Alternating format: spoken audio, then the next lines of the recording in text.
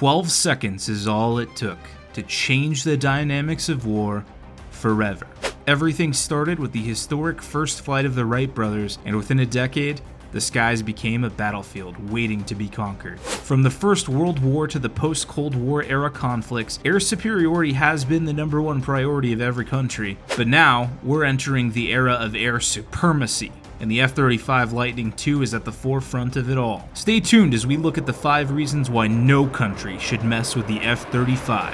The most expensive weapon system ever built, the F-35 Lightning II was conceived to be the versatile fighter that would eventually replace the likes of Air Force's F-16s and A-10s, Navy's FA-18 Hornet, and Marine Corps' AV-8B Harrier. A project this ambitious was never going to be an easy one. The Joint Advanced Strike Technology, or JAST program, came onto the scenes in 1993 following the cancellations of Air Force's Multi-Role Fighter program and the Navy's Advanced Fighter Attack program, mainly due to budget constraints. Although JAST was originally aimed at developing new technologies and demonstrating concepts for advanced strike warfare, a need for a full-scale demonstrator aircraft was felt by 1996. Right around the same time, another program was also running in parallel to the JAST program, whose aim was to develop a replacement for the Harrier jump jet with a capability of short takeoffs and vertical landings. Coincidentally, this program was also entering its full-scale flight demonstrator phase. Since both the programs shared a common charter, these programs were eventually merged into one in 1994 under the name of JAST. Eventually, the program was renamed Joint Strike Fighter in 1995. The UK joined the program as one of the founding members of the program,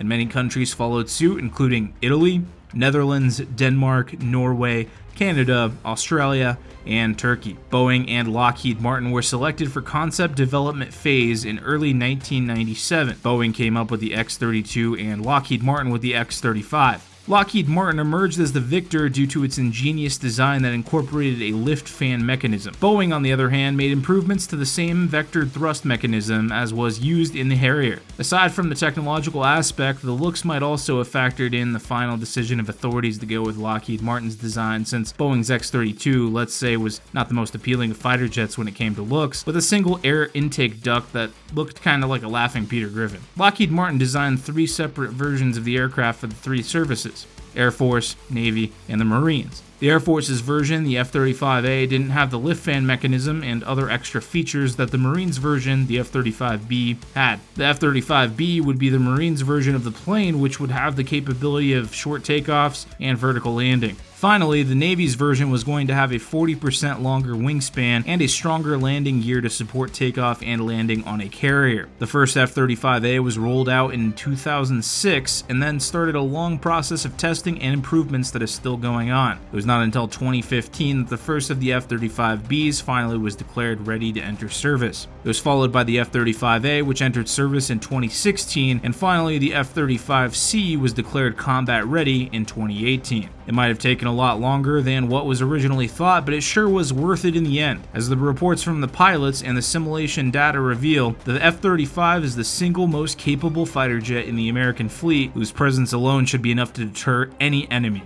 Now, let's look at the top 5 reasons why no country should mess with the F-35. Number 1, unmatched performance. Ever since the launch of the F-35, pilots have been singing praises for the jet's performance. The F-35 has been pitted against many aircraft in simulated dogfights. In its eerie first red flag, F-35 scored an amazing 20-to-1 kill ratio. That's an amazing result for air-to-air combat, but the F-35 was not built for just tackling the enemy in the skies. In another simulated setting, the F-35 flew 16 counter-air missions and eliminated 100 surface-to-air missile sites without losing a single aircraft, proving itself to be the ultimate multi-role fighter.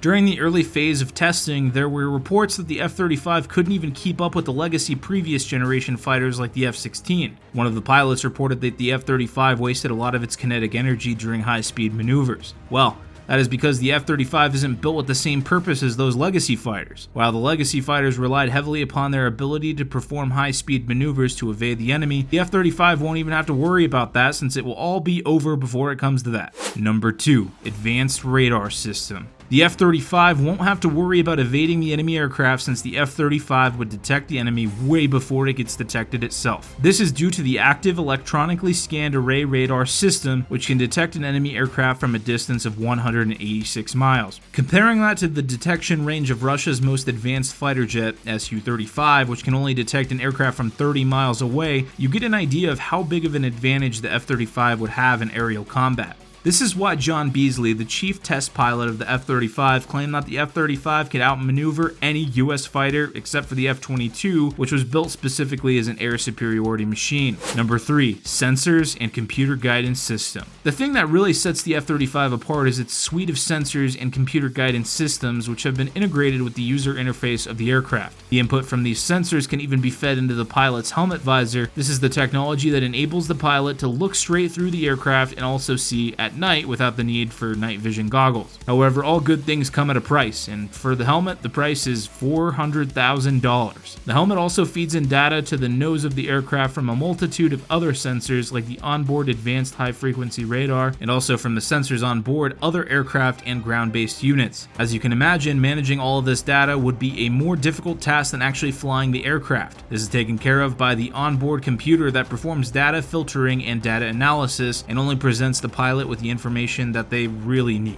Number 4. The invisible foe. Detecting the enemy first is one of the key aspects of winning a dogfight. The onboard sensors, radar, and computer of the F-35 perform that task well enough, but that's just a part of it. The other part is not being detected. Although a plane cannot disappear out of thin air and become totally invisible, there's a way to delay its detection. This is absolutely critical in modern air combat, as a delay in detection, even if it is only by a few seconds, can prove to be fatal for the other side. This is known as stealth, and it was already proving itself invaluable to the US Air Force at the time of the inception of the F-35. F-117 Nighthawk was a prime example of the effectiveness of stealth that flew over 1,300 missions over Iraq during the Gulf War, hitting 1,600 high-value targets, and without losing a single aircraft. However, it was a technology in the making and far from perfect. The Nighthawk was a product of the computing power of the 1960s. This was the time when computers couldn't analyze complex geometrical shapes, and that explains the planar panel design of F-117. The B-2 and the F-22 improved on the technology by introducing curved shapes that couldn't be analyzed before modern computers. The testament to the improvement in stealth is the fact that the B-2 and F-22 have never been shot down. The F-35 uses the same complex curves to avoid detection by high-frequency radar. Number 5. Flying an F-35 is cheaper than you think. The critics point to the massive procurement costs of the F-35, but the numbers might be a bit misleading. For an average person, millions of dollars do seem like an extraordinary price, but a better way of looking at it is to compare the price tag with other aircraft like the F-22 Raptor and the aircraft that the F-35 is going to replace. The cost of production of an F-22 Raptor is around $150 million. The cost of a single unit of the F-117 Nighthawk was around $112.2 million. In comparison, the price of the F-35 has decreased quite a bit from the initial figures and is now around $78 million for the F-35A. That's about the same price as that of the latest non-stealth 4.5 generation Western fighter. However, the real problem starts after the purchase has been made. It costs tons of more money to operate the F-35s than any other plane. However, Lockheed claims that it could reduce operating costs to $25,000 per flight hour by 2025. They, in fact, have reduced the cost by quite a bit over the last few years. Now the cost per flight hour of F-35A is around $33,000 as compared to the previous $38,000. And not to mention the billions of dollars of foreign exchange that the F-35 sale to the US allies would yield. Doesn't sound too bad now, does it? So, which features of the F-35 do you think are the most intimidating? Tell us in the comments.